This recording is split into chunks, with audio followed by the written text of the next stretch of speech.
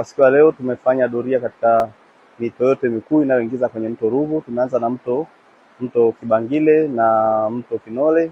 Hali kadhalika tumekuja mto Mvuha na unapounganika na mto Mtombozi.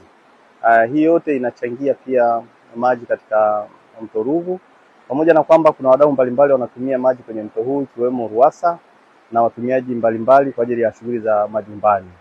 Tumekagua mto huu katika hali nzuri na maji yanatiririka kuelekea kwenye mto mkuu Ruvu, na kiwango cha maji kinachopita katika mto huu ni kama lita 800.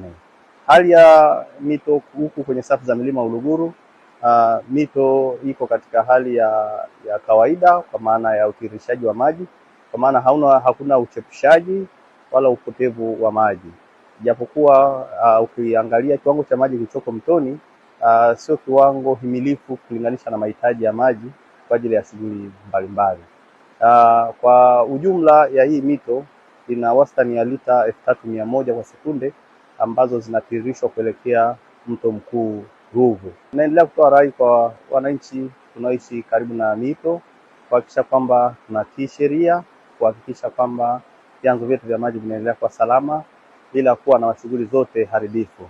Hatua mbalimbali tumeendelea kuzichukua kama taasisi kwenye maeneo mbalimbali ambayo yameonyesha kuna changamoto, hasa vijito vidogo vidogo ambavyo vimekuwa na mazoezi ya uchimbaji wa madini, ambao tumeendelea kukabiliana nao na kuwapa elimu kwa shughuli wanayoifanya. Kiujumla hali ya mito bado iko himilivu kwa upatikanaji wa maji, japokuwa haukidhi mahitaji yalivyo kwa sasa. Naendelea kutoa rai tu kwamba tuendelee kuwa watunzaji na mabalozi wazuri kwenye kutunza vyanzo vya maji. Hivi sasa mito yetu iko salama, kwa maana hakuna shughuli za kibinadamu zinazofanyika kwenye safu za milima Uluguru, mito inayotiririsha.